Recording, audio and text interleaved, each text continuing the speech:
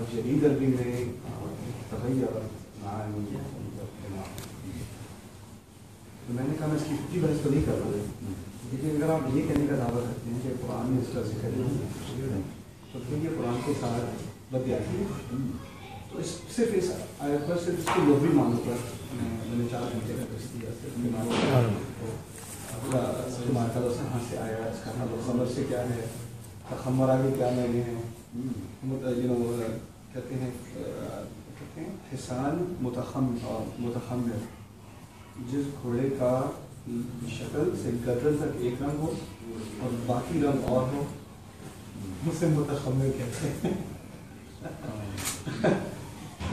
اور پھر سر کے ڈھکنے کے لیے چادر کے لیے 12 الفاظ ہیں، ان میں سے ایک فرماتا ہے. ہم نے خاص اس کا استعمال کیا اور اس کے عربی کے لحاظ سے اس کے کیا کیا معنی ہیں اس پر بحث، تاکہ اس لیے کہ کم از کم اس بات کا دعویٰ کہ اس میں اسکارف کا ذکر ہے، اسکارف ویسے بھی پہنے ہوئے، یہ کتنا چلا تھا.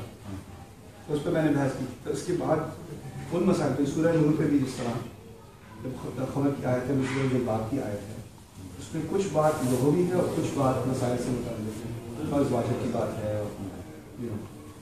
ادھر میں جاتا اور میری کوشش یہ ہوگی انشاءاللہ تعالیٰ کہ جب، کیونکہ بالآخر ان مسائل پر بحث کی ضرورت بھی پڑے گی، میری کوشش یہ ہے کہ میں اس درجے تک پہنچ جاؤں پھر اس کے بعد انٹرویو یعنی علماء کے ساتھ بیٹھ کر اس کی فکری مسائل سے میں معلم کی حیثیت سے نہیں، انٹرویور کی حیثیت سے ان آیات کے بارے میں سوال پوچھوں، تاکہ صرف نہ صرف زبان کی مطابقت کر کے فقہا کے اقوال اور ان کی کیا ان کی تھنکنگ تھی، کس اصول کے مطابق انہوں نے استخراج کیا، لوگوں کے سامنے اس کو بھی پیش کیا. اور پھر اس طرح فقہا کی جو ایک حیثیت ہے وہ پتہ چلے کہ انسان اگر خود سے اس طرح سوچنے کی کوشش کرے اور نتیجہ نکالنے کی کوشش کرے وہ کتنی خطرناک چیز ہے. تو میری آگے جا کر کوشش یہ ہوگی کہ کیونکہ اب میرے نزدیک ہماری سوسائٹی میں علماء کی قدر نہیں ہے. جس سرکل سے میرا تعلق ہے وہاں تو بالکل ہی نہیں. اور وہ اس لیے نہیں کیونکہ ان کی قدر کو ریکگنائز کرنے کے لیے جو ان کی ایکسپرٹیز ہے اس کو ظاہر کرنا ان کے لیے بہت مشکل ہے. جہاں تک میرا تجزیہ ہے، علماء جو بات کرتے ہیں تو وہ ایک خاص طبقے سے بات کرتے ہیں جو پہلے سے ان کی بات سمجھتے ہیں، اور جس طبقے کو ان کی بات سمجھنے کی ضرورت ہے اس سے وہ بات نہیں کرتے، اور وہ ان کی بات سن بھی لے تو اس کو سمجھ نہیں آئے گی کیونکہ ان کی فریکوینسی پہ بات نہیں کرے گا. میری کوشش ایونچولی یہ ہوگی کہ انٹرویوز، ٹاک شو، اور پھر فورس کروں علماء کو کہ اس فریکوینسی پہ بات کریں اس سے باقی سب کو بھی بات سمجھ میں آئے.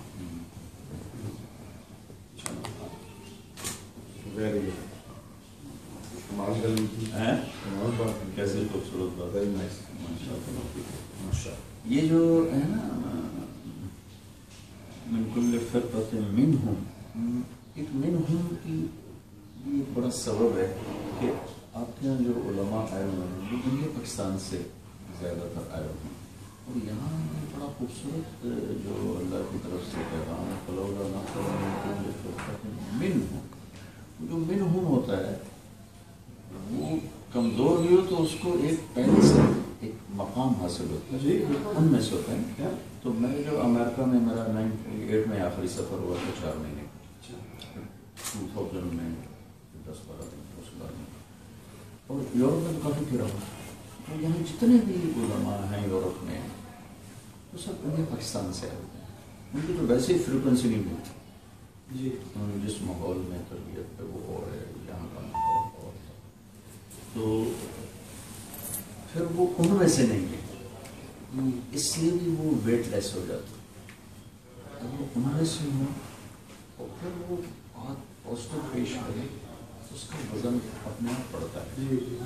یہ ایک بہت بڑا فیکٹر ہے کہ اکثر علماء یہاں سے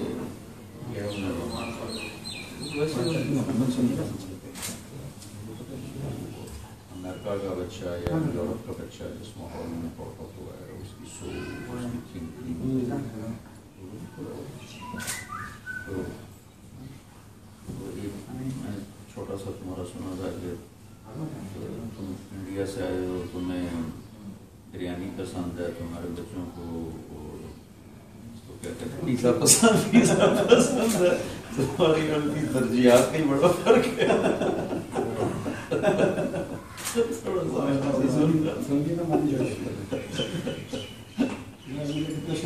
آپ میری بات کیوں سن رہے ہیں؟ بیٹا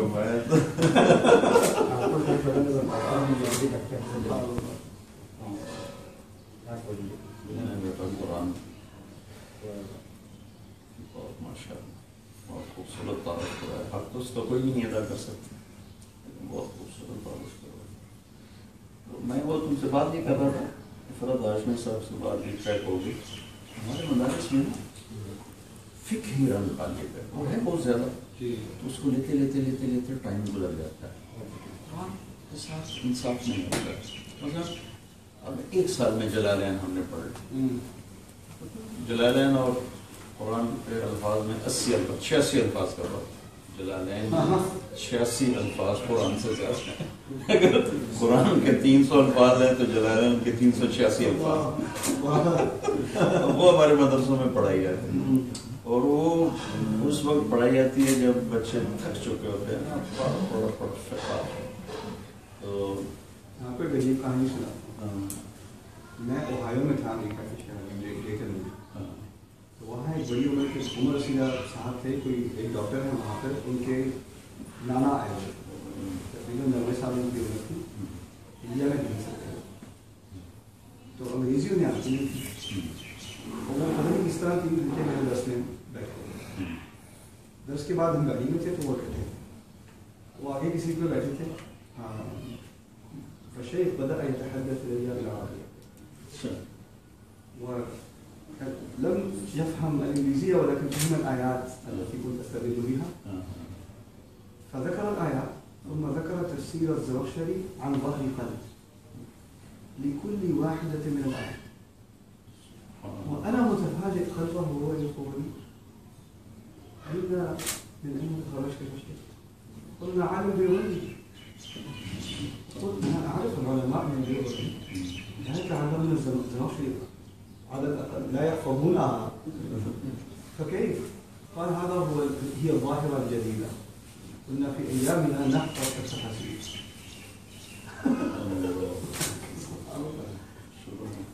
سبحان اللہ. میں حیران ہے کہ جتنا ان کا ذوق، یعنی آیت کے بعد زمخشری کئی دفعہ شعر کا حوالہ دیتے ہیں، 3 4 شعر آیت کے بعد اس کا حوالہ دیتے ہیں. سبحان اللہ. بس گاڑی میں بیٹھے آپ سلام کے سامنے کوئی کتاب نہ کچھ، اور وہ بھی ایسی آیات جن کا میں نے ایسا حوالہ دیا درس کے دوران. یہ بھی نہیں کہ میں کسی ایک صورت سے دیا ہو، مختلف جگہ سے. اس کو میرے نزدیک اس مقام کو واپس آنے کی بہت اہم ضرورت ہے. میرا اپنا جائزہ ہے کہ دین کی تعلیم میں، خاص کر قرآن کی تعلیم میں، جب تعمق چلا جائے تو تدبر کے راستے بند ہو جائیں، اور جب تدبر کے راستے بند ہو جائیں افلا تدبر القرآن ام علی قلوب اقفالها، اس کا قلب پر ذکر پڑے گا، اثر پڑے گا. اور اگر قلب کی حفاظت کی طرح کیا جائے. اور پھر افلا يتدبرون القرآن ولو كان من عند غير الله ووجدوا فيه اختلافا كثيرا. اگر تدبر کا راستہ بند تو پھر انسان کے لیے قرآن پر تنقید آسان ہو جاتی ہے. یرا فیہ اختلافات، اذا تدبر لم يكن له اختلاف. افلا يتدبرون ولو كان من عند غير الله لوجدوا فيه اختلافا كثيرا. اسی لیے یہاں مغربی سرکلز میں قرآن کے ترجمے نکال کے کہیں الفاظ آئے، کہیں 50 الفاظ آئے، کہتے ہیں دیکھو متضاد آیا ہے، قرآن میں اختلاف ہے. ٹھیک ہے نا. یہاں لکھا ہے اللہ تکلم الناس 3 لیال سویہ، وہاں لکھا ہے 3 ایام الا رمضان. دیکھو رات ہے یا دن ہے، کون سا ہے بھائی بتاؤ تو صحیح. ان کے نزدیک اختلاف ہے. تدبر کا جب آپ دروازہ کھولتے ہیں تو یہ اختلافات غائب ہو جاتے ہیں. تدبر کا دروازہ بند ہو، صرف ترجمہ ہے یا ایک تفسیر پر اکتفا ہے. اور پھر میرے نزدیک تفسیر کا مطالعہ اور تدبر 2 الگ چیزیں. تفسیر کے مطالعے کا فائدہ یہ ہے کہ اب آپ اس پوزیشن میں ہیں کہ آپ تدبر کر سکیں. تفسیر تو تعلم ہے، تعلم کے بعد انسان کوشش کرے کہ وہ تدبر کرے. سبحان اللہ. تو یہ بہت اہم ہے میرے نزدیک کہ یہ ہم سوسائٹی میں مدارس میں اس کو دوبارہ یوز کرایا جائے، ہر لفظ پر، ہر آیت پر. میرے نزدیک کسی بھی ایک مدرسے میں پورے قرآن پر گہرا درس تو ممکن ہی نہیں، لیکن کم از کم اگر جو فارغ ہو رہے ہیں، فارغ تحصیل ہو رہے ہیں، ان کو ایک منہج مل جائے کہ قرآن کیسے پڑھا جاتا ہے گہرائی میں، اور پھر اس پر تدبر کیسے کیا جاتا ہے، کم از کم اس کا ایک فریم ورک مل جائے، میرے نزدیک سے بہت اصلاح ہو سکتی ہے۔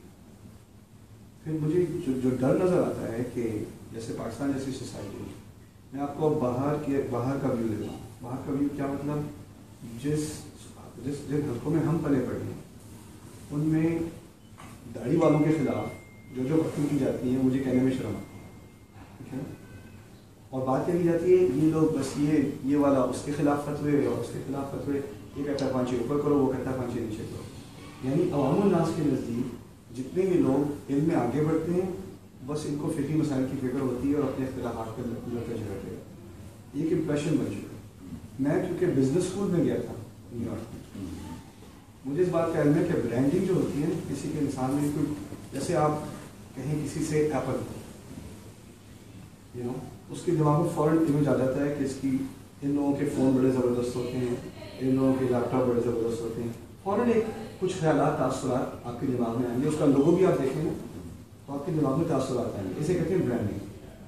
ہمارے ملک میں علماء کی برانڈنگ بہت خراب ہے، نہیں پاکستان، اور اس کی ایکسٹینشن سے کہاں بھی ہمارے علماء چلے جائیں، جب عام لوگوں کے پاس آپ عالم کا ذکر کرتے ہیں تو پہلے دماغ اس کے جو خیالات اس کے دماغ میں آتے ہیں، یہ بہت بڑا برانڈنگ کا مسئلہ ہے۔ چائنا کا موبائل، ہاں چائنا کا موبائل،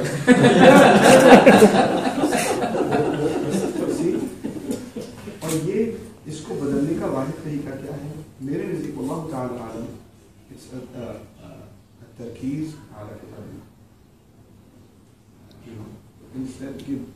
فقہی مسائل پر بحث کلاس روم کے اندر، اور یعنی جب علمی دائرہ ہو اس کے اندر جتنے اختلافات ہوں اس پر کھل کے بحث کرو، عوام الناس کے سامنے یتلو علیہم آیاتہ، وہ کرنے کا کام وہی ہے، بس یتلو علیہم آیاتہ، وہی ذکر ان کے سامنے ان مسائل کو کھولنا۔ اصل میں یہ بنی اسرائیل کا مسئلہ، اور بنی اسرائیل کا جرم کیا تھا کہ جو باتیں علمی ہیں وہ لوگوں کے سامنے تھیں، اور پھر لوگ ایسی بحثوں میں پڑ جاتے تھے جو صرف علماء کو کرنی چاہیے، ٹھیک ہے۔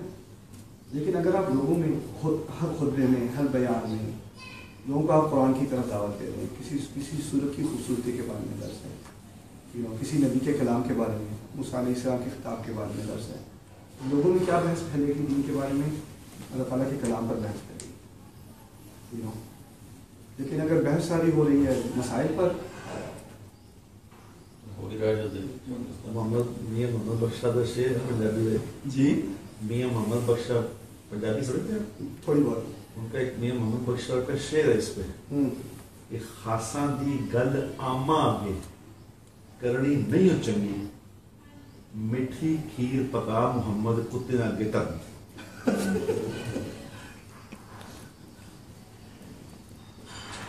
یا رب۔